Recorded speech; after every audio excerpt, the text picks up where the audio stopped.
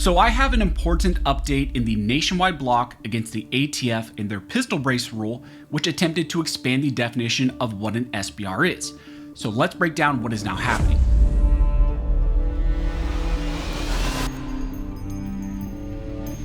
Now really quick before we jump into this video, I want to thank the sponsor of this video, which is TacPack. TacPack is a subscription-based box that delivers tactical and EDC gear to your doorstep every single month. TacPack offers two different tiers, the standard and then also the plus model, but personally my favorite is the plus model because I think you get a lot of value in that specific box.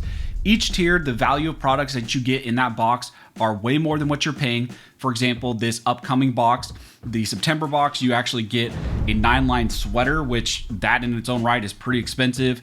And then they also had the Bushnell optics in there, a Halo rangefinder, and then also even a Radiant charging handle and a bunch of other things that I've already put on some of my other kit. And right now, TacPack is actually doing something special for all of my viewers. If you use the code ARMED, you will receive a free EDC kit that is free, but it's worth $65, and that will come along with your first box. So I will leave a link down below to TacPack where you can find them. It will also be in the pinned comment. And make sure you sign up using that code ARMED to get that free $65 EDC kit. Now, as I mentioned in the intro, in this video, I have a really important update on the whole ATF pistol brace rule case. A lot of the challenges that are going on right now in the Fifth Circuit. The ATF recently has been suffering a ton of losses. They suffered multiple losses in various cases, including the Cargill bump stock decision that was recently issued by the Supreme Court in a 6-3 decision. They've lost in the engaged in business rule case. The ATF has been scrambling desperately to try to protect these rules, and the stakes are even higher for the ATF because of that recent decision from Judge O'Connor, which struck down the brace rule in its entirety. And now also what has just happened is the Fifth Circuit, a 3-judge panel that was set to review 6 appeals dealing with pistol braces. Those cases were consolidated and set to be reviewed by the Fifth Circuit. The Fifth Circuit has now thrown out all 6 of those appeals. And because of that, now that single final merits appeal, that final decision which struck down the brace rule entirely, is going to be the main case that we have to focus on. So you may recall that the ATF recently decided to roll the dice and appeal all the pistol brace cases up to the Fifth Circuit. Those appeals included the Mock versus Garland FPC case, and then also the Brito versus Garland case. However, it's important to note that all of those appeals involved preliminary injunctions.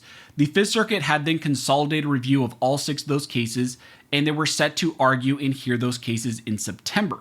The ATF argued that despite what the Fifth Circuit said originally in Mock, the lower courts were wrong in issuing their various rulings, and that they were wrong essentially in relying heavily on what the Fifth Circuit said prior in Mock.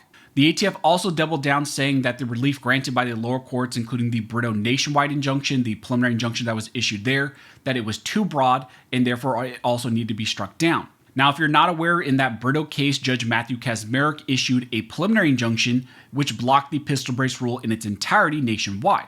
And essentially it blocked it on a temporary basis while the case proceeded forward towards a final merits decision. And like I mentioned, the Fifth Circuit consolidated all the appeals of those preliminary injunctions because the ATF appealed all those.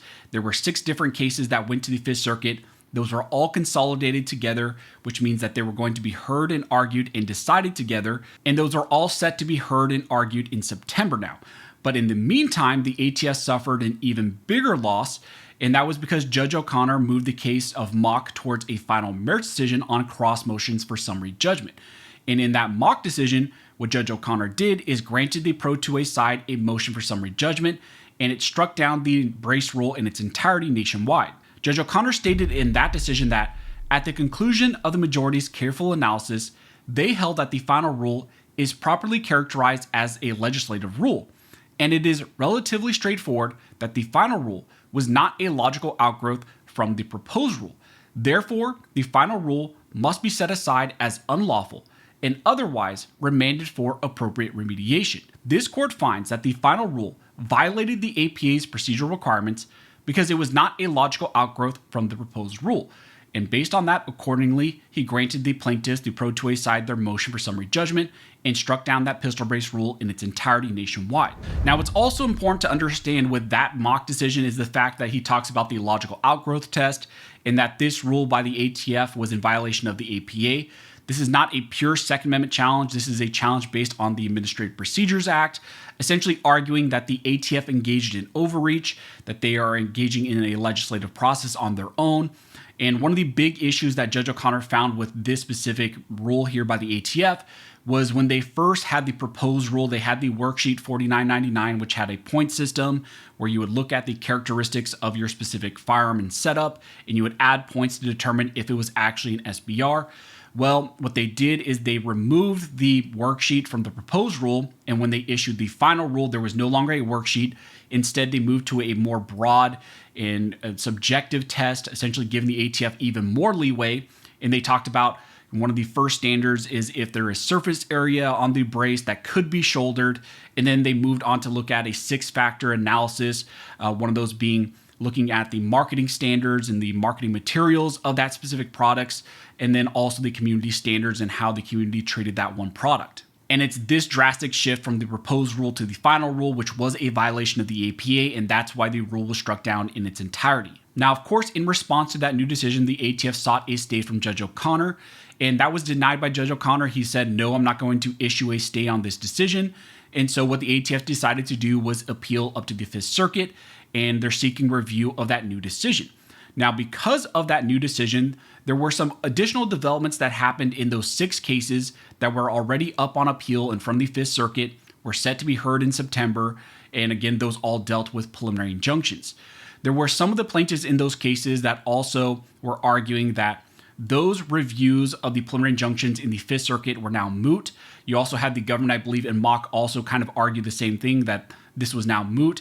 They filed letters to the Fifth Circuit arguing that the hearing that was set for September should be removed, and essentially all the focus should now be on the appeal of the final merits decision in Mock. And we just received an order from the Fifth Circuit, and essentially they agreed with that. They agreed to dismiss and essentially moot all 6 cases which were on appeal, those preliminary injunction reviews. And the Fifth Circuit agreed that the review of those issues are now moot, and essentially all the focus is now going to shift towards the Mock final merits decision. The order of the court reads that in one of the 6 consolidated appeals, Mock versus Garland, the government has moved to dismiss its appeal as moot because the district court has entered a final judgment in the case. In light of this development, we dismiss all the consolidated appeals as moot. The consolidated appeals are from orders granting or denying motions to preliminarily enjoin the enforcement of a rule issued by the ATF. In Mock, the district court proceeded to final judgment while the appeal from its preliminary injunction order was pending. The district court's final judgment vacated the ATF's rule under the Administrative Procedures Act. The government has appealed the district court's ruling and has not moved for a stay pending appeal. An appeal is moot when the preliminary injunctions no longer provide plaintiffs any effectual relief, because the rule that the plaintiffs seek to preliminarily enjoin enforcement of has been vacated and will remain vacated at least until the court decides the new appeal in Mock. A preliminary injunction would not provide plaintiffs with any effectual relief. We accordingly dismiss all 6 of the consolidated appeals as moot. So now all the pistol brace preliminary injunctions that were pending in front of the Fifth Circuit are going to be off the board. The preliminary injunctions, like I mentioned, were a little bit more limited in scope.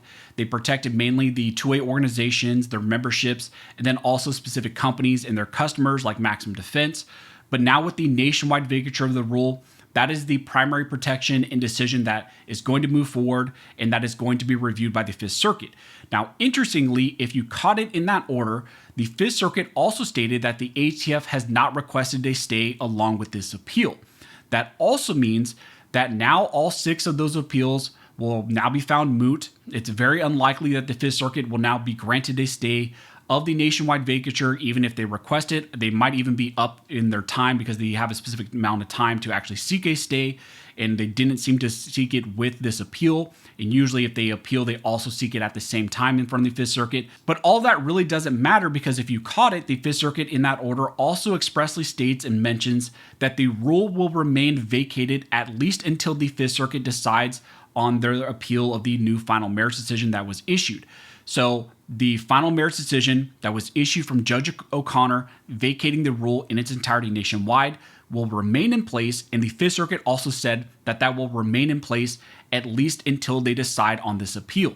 So that's really good news for everyone. The pistol brace rule will remain vacated nationwide until the Fifth Circuit fully reviews this issue and until things are decided by them. And that also really simplifies things because now you don't have a bunch of 6 or 7 different appeals on preliminary injunctions and then also the final merits decision. It just simplifies things, and now this is going to be one of the main cases that we focus on. So I want to get you guys that update on the pistol brace issue because that is really important and it kind of dictates how this whole issue is going to proceed forward now going forward.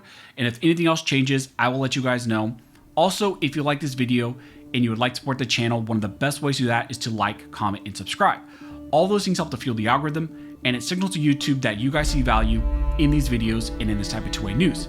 But as always, thank you all for watching. Don't forget to like and subscribe, and never forget this nation was built by armed scholars, and this nation will be maintained by armed scholars.